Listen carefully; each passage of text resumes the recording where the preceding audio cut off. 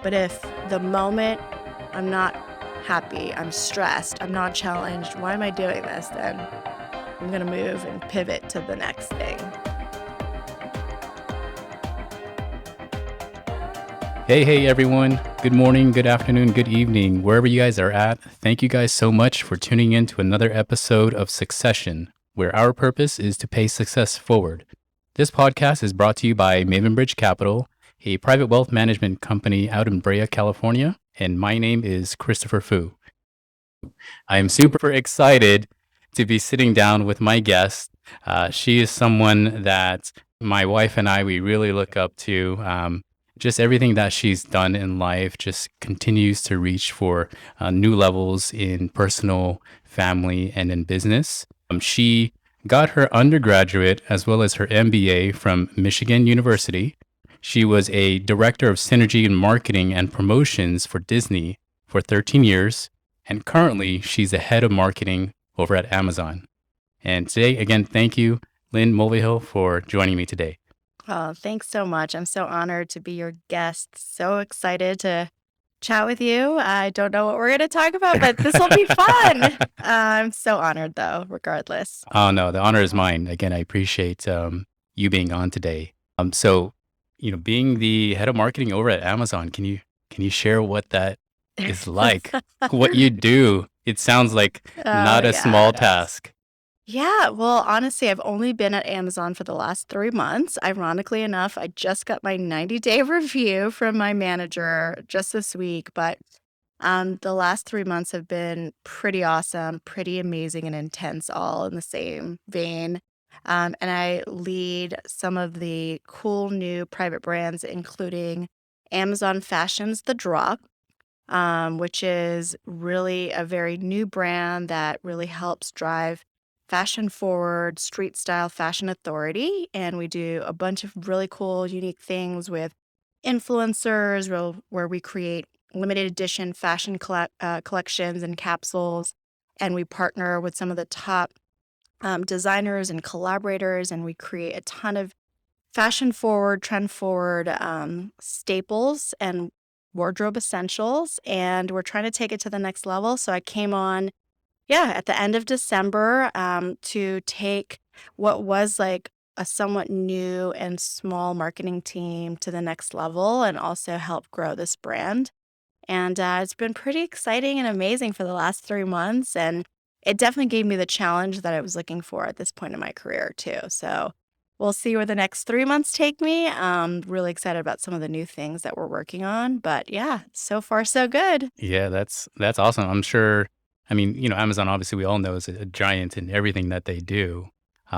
Being in now going into fashion, I see that the clothes coming out. It's a lot more and more people are shopping on Amazon now for their clothes. Yeah, no, and there's so much opportunity. I mean, I was just talking to Teresa because I was like, so do you even go to Amazon for fashion? And like, almost doing like a little focus group with her because I think there is so much of an opportunity.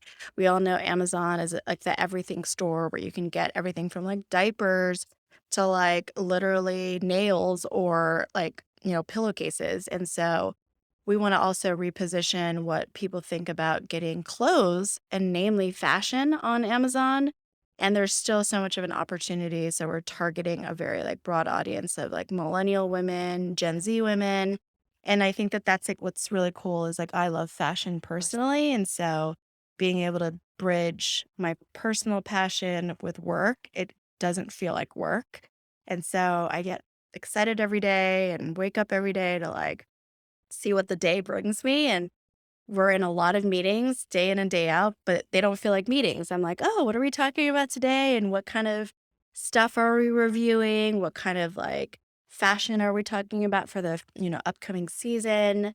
And I get to work with really some fun and really smart people, which makes, working even that much better. Yeah. Yeah. That's awesome. I think even what is more amazing is, your high position, what you do as a woman. I think that's very awesome, to be in such a high position. I mean, how does that feel? Well, I feel like very humbled and definitely very grateful. I've had a lot of amazing mentors and a lot of people along the way who have helped me. And so one of my other objectives in life is to also be that mentor and be like someone who can guide other women in their careers or men. I mean, honestly, it's both. Because I have had a lot of great people to guide me along the way, including some of my former managers. I was at Disney for as long as I was because I had such great leadership, great mentors there. And so at this point in my career, as like a mom, as well as like, a professional, I want to be able to pay it forward. Oh, that's so awesome. I'm so glad that you brought that up because that's ultimately the purpose of this show is to kind of be that mentor for other people who, are looking for that guidance or looking for that advice, that help, or just something to push them to the next level. So I'm so happy that you brought that up. Now, speaking of Disney, you were there for a long time, 13 years. I'm sure that was probably a little tough to move, but how was Disney? How was Yeah, I mean, honestly, I had an amazing career there. I never thought I would be at a company as long as I was at for 13 years. It never felt long. I always had fun. And like I said, like I had amazing people, amazing mentors and leaders who just inspired me day in and day out, and then taught me to also be a strong leader myself. And I had so many different roles throughout the 13 years, whether it was working on the digital division, consumer products, the parks division. I was always challenged and I always felt like I was making a difference, whether it was through managing and leading people or coming up with like very cool, unique, and innovative marketing opportunities and campaigns. So it never felt boring. And honestly, it was like there was something about just the past 2 years and like COVID and, really doing a lot of like inner reflection and like obviously thinking about what I want to do next for the next 10 years of my life that brought me to taking a look at seeing what else was out there. I never wanted to leave Disney on a bad note. And truly, I felt like I left at like a really great time. I felt like I left on a high note, like I felt like I was winning. I had a really great team in place. I remember having many conversations with my leader at the time where I was like, I know the time is right when I've got my succession plan executed on. And that meant getting the right people in the right places, getting them promoted, filling certain headcount so that the team felt like they can do what they needed to do.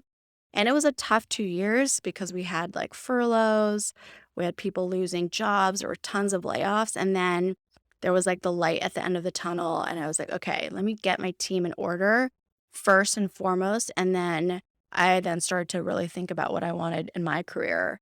And after that, everything kind of fell into place. It was almost like it all was meant to be. And so that's when this Amazon opportunity kind of came about. And I was like, things happen for a reason and things happen when they're supposed to happen. Yeah, I truly believe that, and I'm so grateful that you shared that. I mean, obviously, like you said, we've gone through a lot in these last couple of years, and it sounded like you did a lot of preparation, obviously, to make sure that your team, the people that you worked with, I'm sure cared about for so long, that they were going to be okay, perfectly able to continue to grow, even if you're not there. 100%. Yeah, that was probably the most important thing. I was like, I'm not going to leave high and dry. I'm going to make sure certain people were feeling appreciated, recognized, promoted for whatever it was that they were doing. That I fought for the head count that I knew was necessary for the team to succeed. And then, yeah, I felt like I left on top. I just kind of finished off like some amazing campaigns tied to like Walt Disney World's 50th, among others. And I was like, okay, now that I did that, I'm like, all right, let's figure out what's next. Yeah. Is there anything that you miss specific? I'm sure you miss a lot about Disney, but anything in I particular? think it's the people. Not that like the people I work with today at Amazon aren't awesome. The people at Disney, there's just like a certain kind of like magic that like exists within them. They were so nice, so kind, and like the pandemic brought us way closer together. Even though I had a team that was in Orlando, another team that was in Anaheim, and then a team in Glendale. So we were very distributed, but it was the people. Like I definitely um miss just the camaraderie, the, like, comfort, the like humor, and like all of the like great memories that we had together. So that's definitely one. And then it was just the work that I did. The work is truly unique. Like, who gets to say that they work on like some of the most globally recognized brands and franchises, and then like obviously can affect people in the way that they did through like the parks. Like when you enter a park, you like have that amazing impact on someone.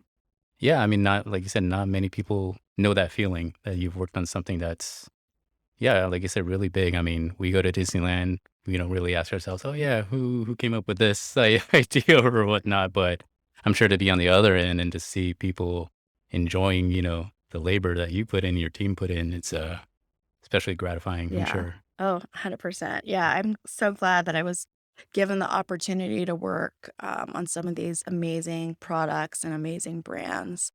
And yeah, I got to work on some really cool things that like are the feathers in my cap, you know? And Hmm. so when I come to Amazon and, talk about it, though I love fashion, it's just so unique and so different to have that as part of my like, my resume and my background. Oh yeah, yeah. I'm sure that's probably one of the many reasons why they brought you over.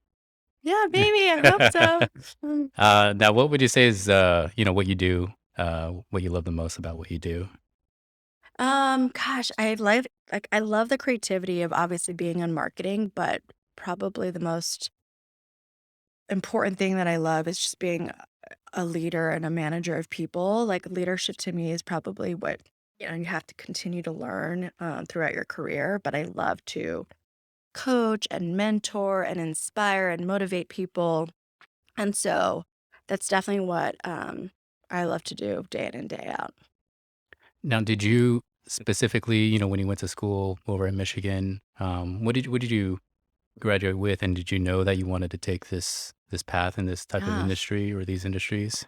Well, to be honest, when I went back to get my MBA, it was really to do a major like um, pivot, but also to just refine some of my skills. I got my executive MBA, which is mainly a program for already executives in their profession. So you have to have had like significant years of experience.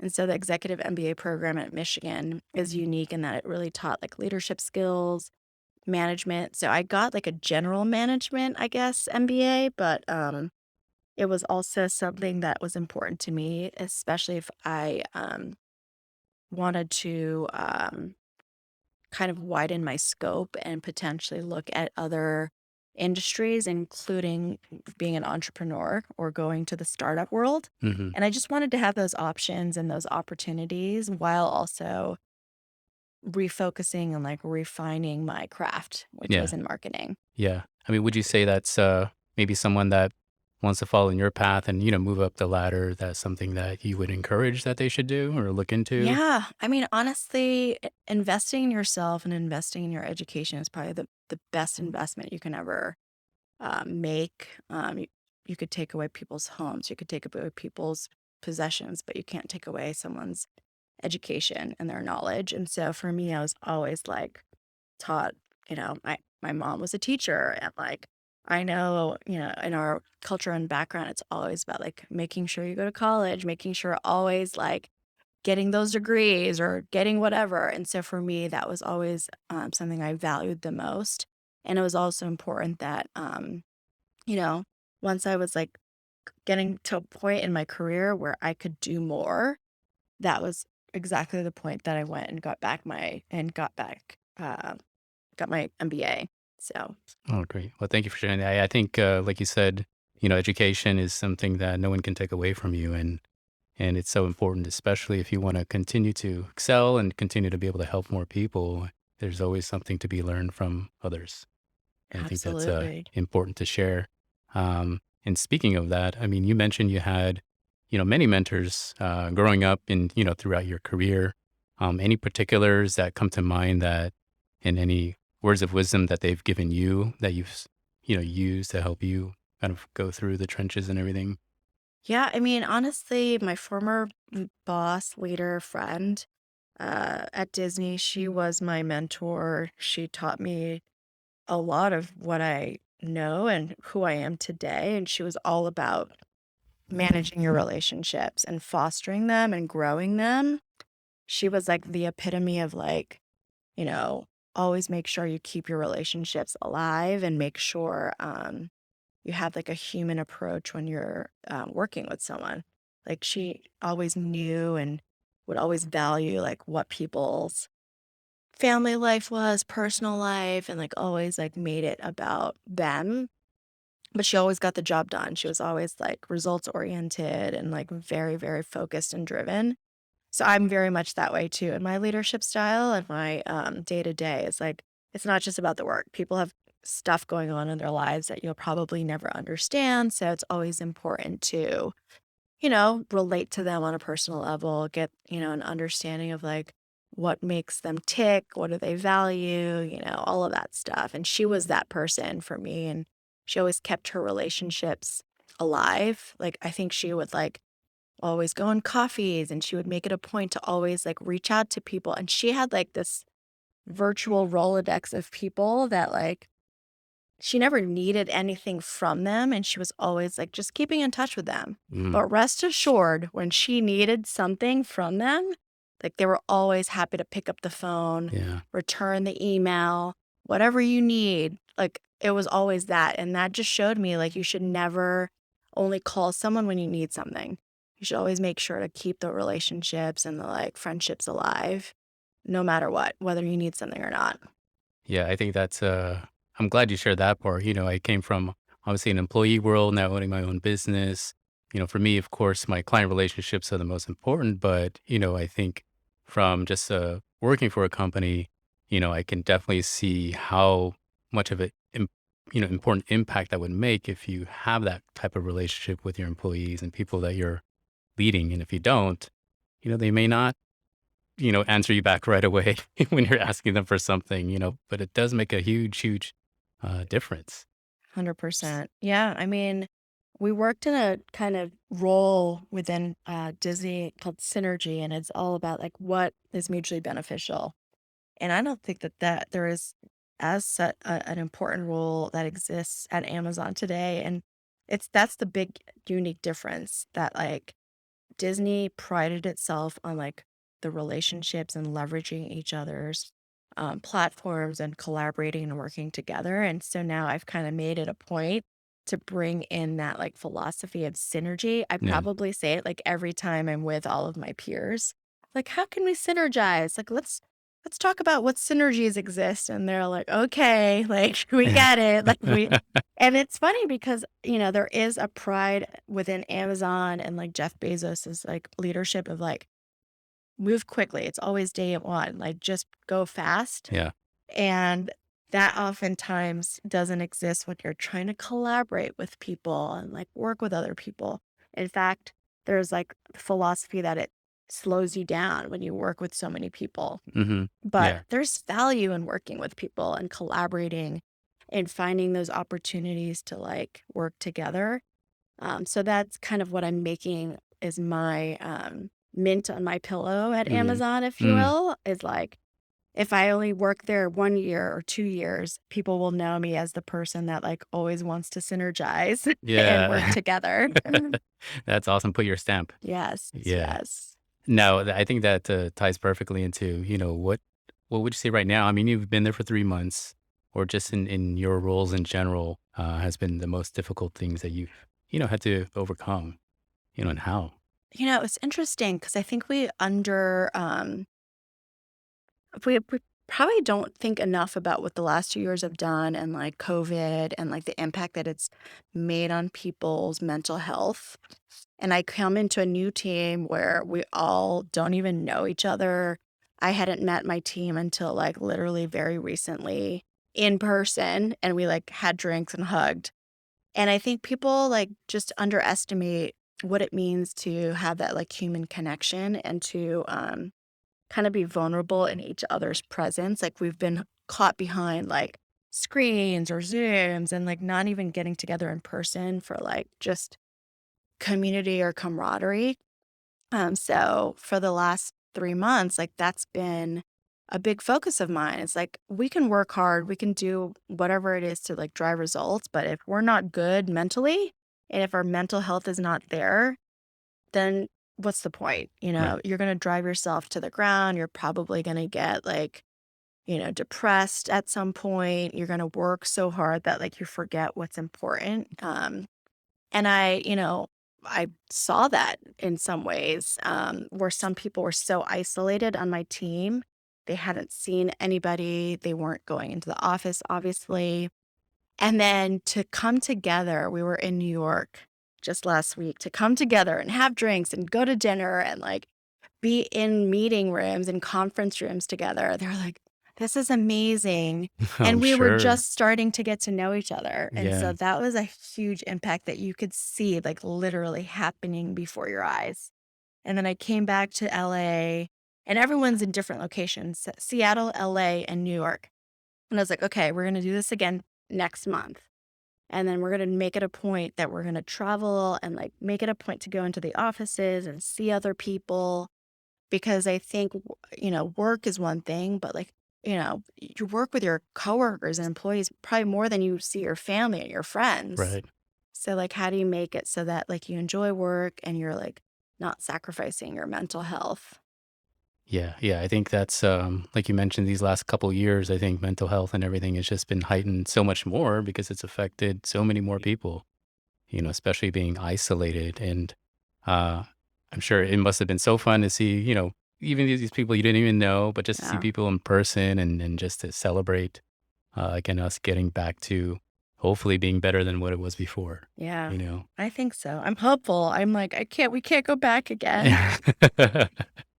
Now, do you, have any daily rituals, routines that you typically would like to do to get yourself ready mentally, for the day? And Yeah, there's this one thing I learned in business school, and it's called the miracle morning. Definitely go okay, Google it. miracle morning. Miracle morning. And it's based on a few different like practices. You could do whatever you want, but you set your alarm 5:30 every morning. It sounds crazy. I've actually been waking up without an alarm at 5:30, and every morning it's like this personal time for yourself to reflect, plan, meditate, exercise, like whatever you choose you need to be successful or like start your day.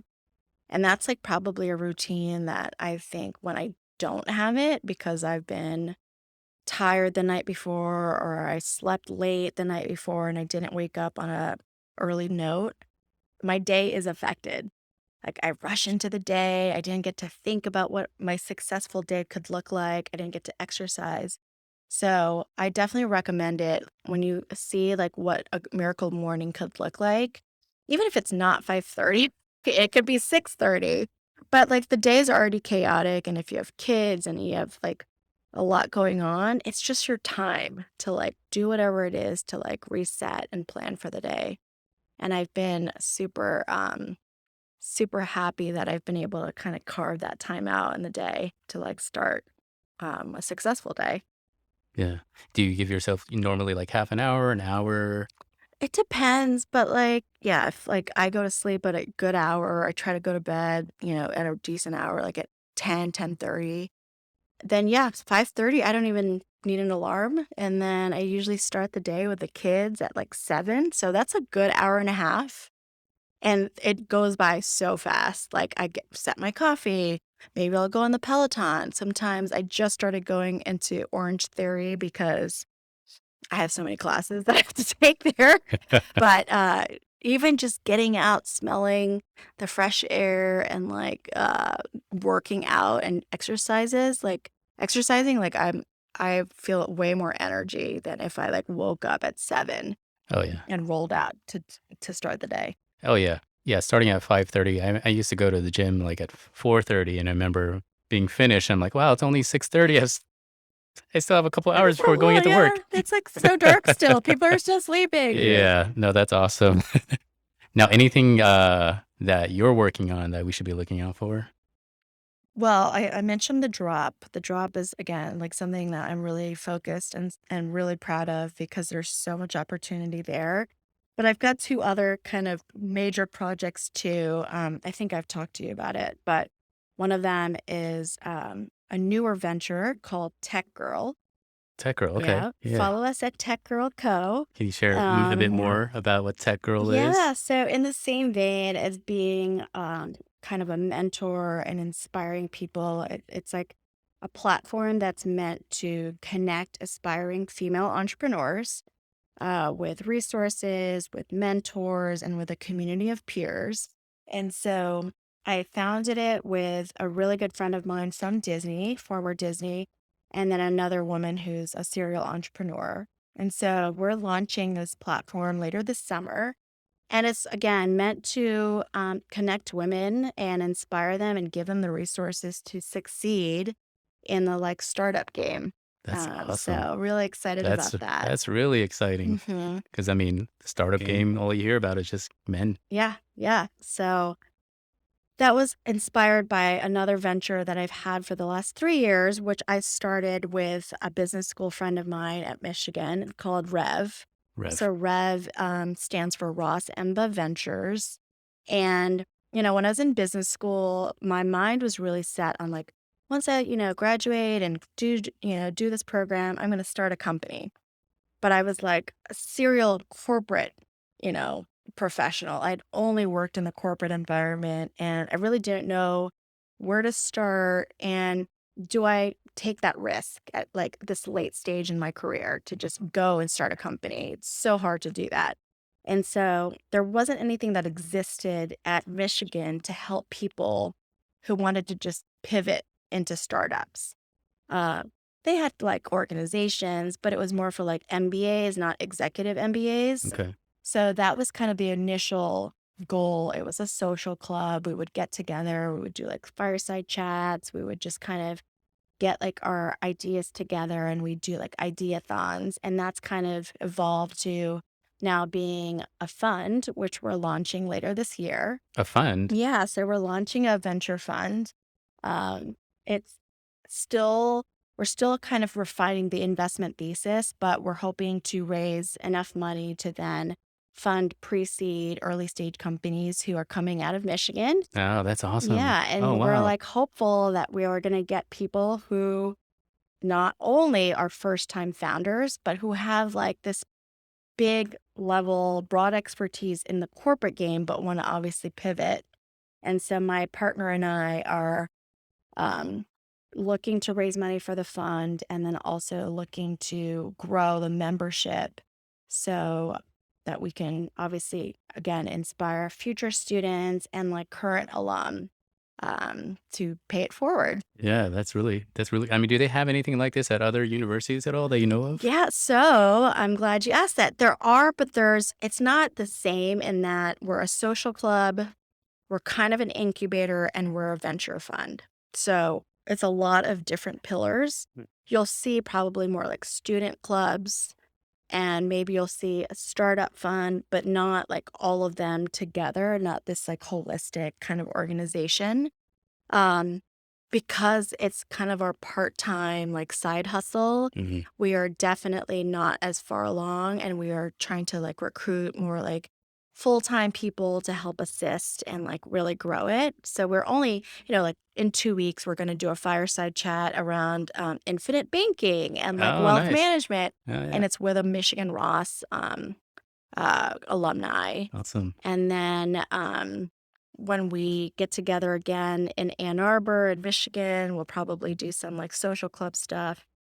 But yeah, I think it's another, the obvious uh, goal is to also keep people together and like network and make sure we all support each other throughout like our professional and like personal career. Yeah. Now I want to go back to Tech Girl. Like, how did that idea come out of, you know? Yeah, Because you're not in tech. no. Well, I've only recently gone into tech, Yeah. which I think that's the irony of it all. Yeah. Um, it was really my friend Azra, who is one of the co-founders, who she and I would just talk all the time about entrepreneurial ventures and ideas, and like she was always like, "Gosh, like what are we doing? We have these ideas. We clearly have like professional acumen and like advice and guidance." Myself, being a 20-year like marketing professional, she's been in like corporate and startup and VC. She's like, we need to think about how do we pay it forward. And that opportunity, that like white space, is such a big opportunity in tech. Yeah. So she's like, there's so many women in tech who probably don't even know how to bring a product to market, don't even know how to put together a marketing plan, don't know if they have even the technical background to take their idea and build an MVP.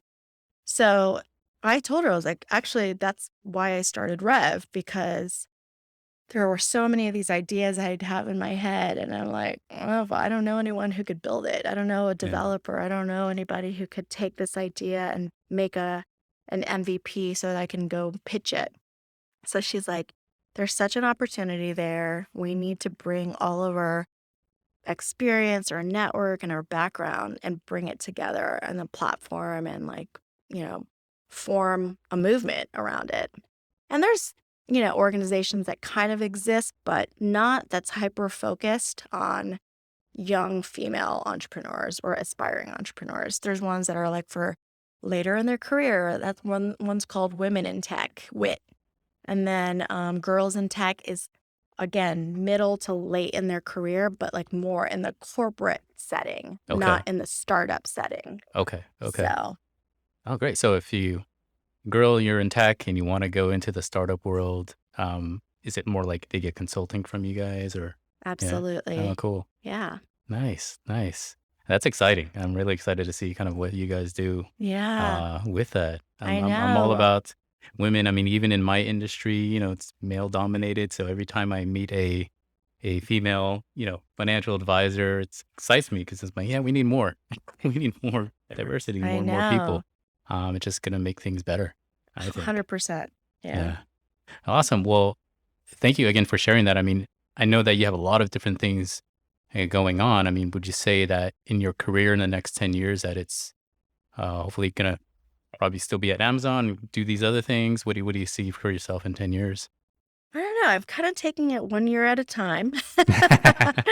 um, yeah, as long as I feel obviously um, fulfillment, if I feel a good challenge, if I'm happy, and each day that comes along, I'm like checking off all the boxes of like, I'm happy, I feel fulfilled, I'm challenged, then I'm going to keep doing it. But if the moment I'm not happy, I'm stressed, I'm not challenged, why am I doing this? Then I'm going to move and pivot to the next thing. Yeah. So I can't say for sure I'm going to be at Amazon in 10 years. Right, of course. Who knows? But as long as like the stuff that I'm waking up every day and the stuff that I'm like spending my time in is bringing me all of those things, then I'll keep doing it. Yeah, I think that's important to share, because I think a lot of people probably stay at what they do for such a long time and not feeling motivated or stressed, maybe just too comfortable and Yeah. not willing to, move to something different because they do get comfortable. So Yeah, I think that's important that you brought that up. It's fearful, it's scary, of course, but totally. it's what helps you keep moving. Yeah. I mean, in kind of segueing in that, I mean, what do you think has attributed to your successes that you've, had in your life? What are things that kept you going? Gosh, that's a good question. Um, Obviously my family as of late, there's definitely things where certain stages in your life, like now as a parent, a lot of the things that you know, f- like I frame and like base my decisions on are like, is this good for my family, my kids? Is this good for future generations, their future? But probably before that, it was like more selfish. Like, am I making enough money? Am I, doing what I need to do? Am I like getting the right recognition or validation? Now I'm like, I don't care if I get the right recognition or validation. Now I'm like, as long as, I'm having fun, as long as like I'm getting enough time with my kids, and as long as like everyone that is important to me is happy, then like it's all good. So that's the point in my life that I'm at. Before that, I was probably driven by so many other factors. Yeah. Well, at the end of the day, I think that does become the most important thing, I Hmm. think, for all of us, Hmm. whether we realize it right away or later on down the road. Yeah. Um, anything about your business career, life in general that you're looking into the future that have concerns about, and if so, what are you planning for to address it? Yeah, I think it's time. Time is like, sometimes I'm like, oh my goodness, like there was more time. If I had enough time, what could I be doing with my time and maximizing it?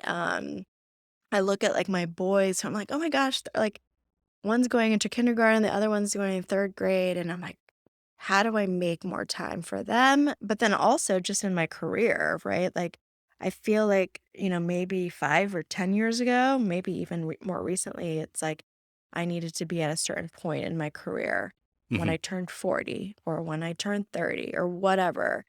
And so I think we put this like pressure of like time and like being able to like ensure that the time that you're spending is getting you to where you need to be. And certainly as a woman, I will say, like, there's so much added pressure of like, you have to do this by a certain time, whether it's like, get married or whatever. And so I'm like, that's probably my big concern is like making enough time, doing enough with the time that I have. And certainly people are always like, oh my gosh, like, how do you have the time to like do your main job, be a mom, and then also have these side hustles or I'm sure you get whatever? asked that a lot. I do. And I think that's like, it is time management. I'm 100% like a big person, like a big believer of like, you know, what are you going to set your time and how are you going to like manage your day today? And I think about it during my miracle mornings of like, okay, if I want to do this, then I got to do XYZ by like 6 o'clock. And I got to make sure I do this in this 2 hour block. And if I don't, then like, don't go and watch TV if you haven't done that. And so Yeah. I'm very like cognizant of how I spend my time. So you got a checklist, make sure you got to cross everything, I don't even do that. No, I don't no. have checklists like that. I told you about my app though that I Yeah. use. It's been a game changer for sure. No, that's awesome. I think it's crazy. Like the older we get, I think time is becomes more of a concern. And when we're younger, we're like, oh, we had so much time to accomplish so much, and Oh my gosh. now the time is just winding down. It feels like so. It just feels like the added pressure of doing Yeah, more and doing paying more more. forward, and enjoying life much Mhm. more is a lot more important. Yeah, I think. yeah. Um, Now I love always asking this. I'm a big fan of why. Our purpose. Mhm. Um, what would you say right now is your purpose in life today?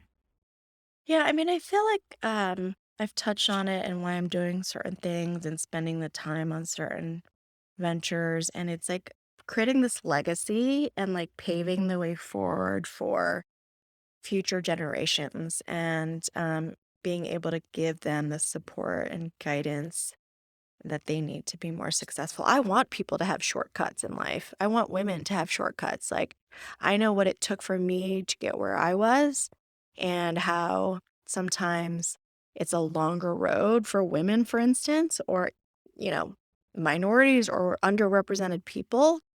So I want to be able to create something that affords and provides the shortcuts for people as well as, like I think about my kids and like I think about obviously like giving them all the things that I wasn't able to give them, whether it's experiences, whether it's like giving them a role model in me as a parent and as a woman of like hard work.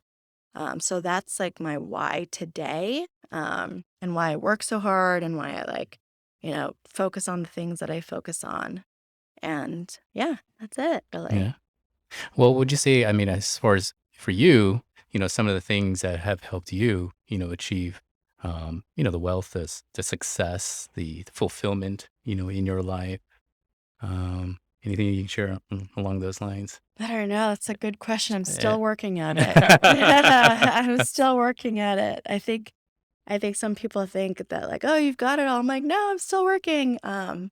So yeah, I don't know. That's a good question. I don't know if I have an answer to that. No, it's all right. Well, I think everything that you just said, I think alludes to all of that.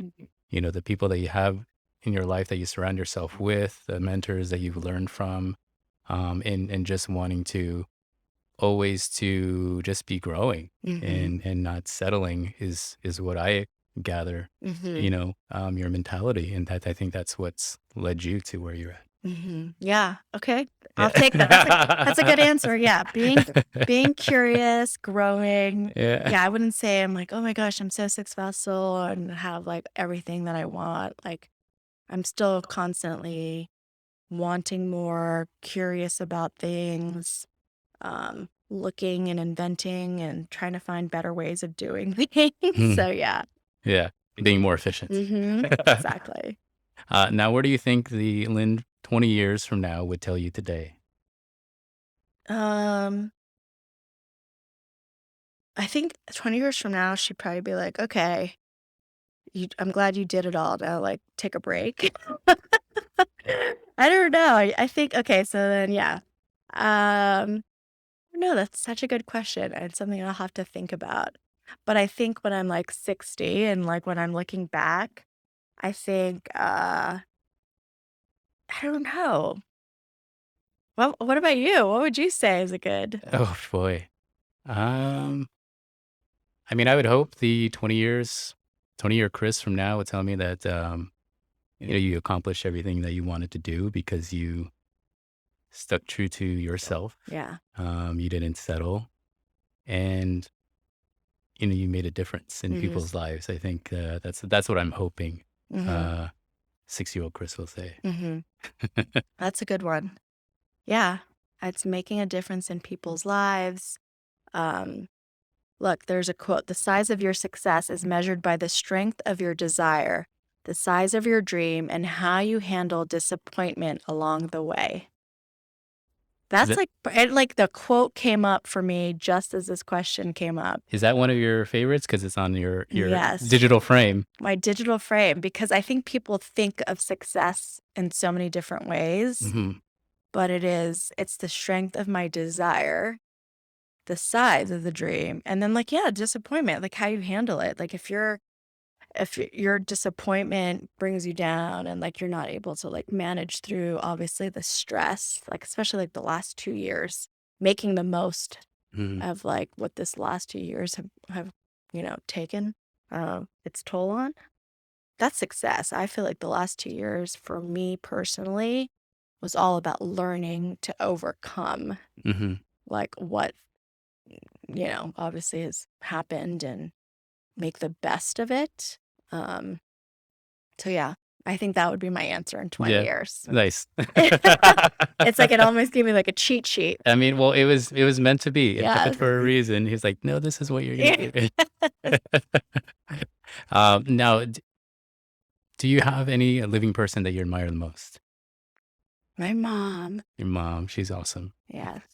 Yes. For all the reasons, because she's taught me who I am today, the hard worker that I am today, the faith-based person, the helpful person. I mean, I think my mom today you've seen, she's got like so many amazing friends and Hmm. people in her life that like I'm getting like choked up because like she doesn't care about wealth. She doesn't care about like all the nice things. She's like, I just want to help people. And in turn, she has so many friends, so many people who want to help her. And um, she's made such an amazing impact on people throughout their lives and her life. And so I hope to be that same Yeah. woman that she is today. Yeah. Well, you're definitely doing it. Oh, am I getting all choked up? You're definitely doing it. Your mom's amazing. So we Yeah. can obviously see that in you.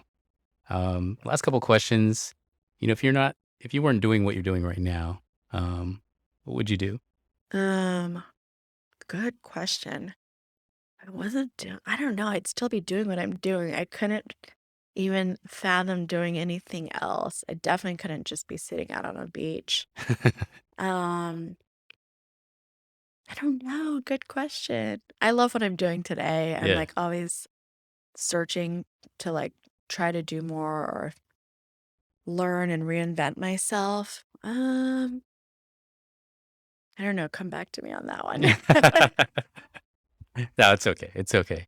I'm sure that whatever you would be doing if you weren't doing what you're doing. It's still going to be awesome. Well, you're doing a lot of things already as it is. Oh, no.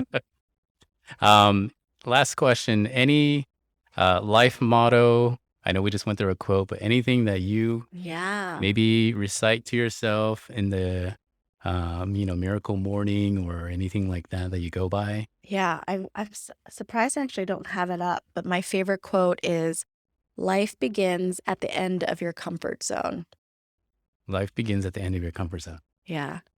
And I always tell that to people when they're like scared to take the risk or scared to like make that jump or leap or afraid to like do something. But like there were so many times in my life, in my career, whether it was like leaving the comfort of my home to move to like California, for instance, or, doing certain career moves. It was always like life begins when you don't know what the like outcome or, um, you know, what the comfort level will be for you. So yeah, my Yeah. favorite quote.